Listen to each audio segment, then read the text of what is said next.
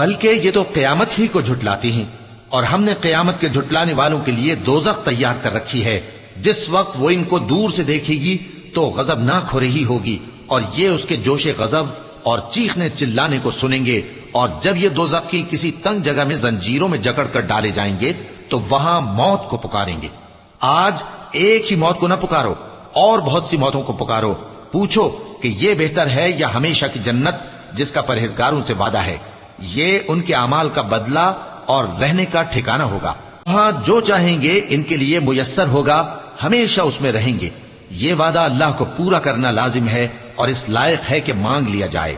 اور جس دن اللہ ان کو اور ان کو جنہیں یہ اللہ کے سوا پوچھتے ہیں جمع کرے گا تو فرمائے گا، کیا تم نے میرے ان بندوں کو گمراہ کیا تھا یا یہ خود گمراہ ہو گئے تھے؟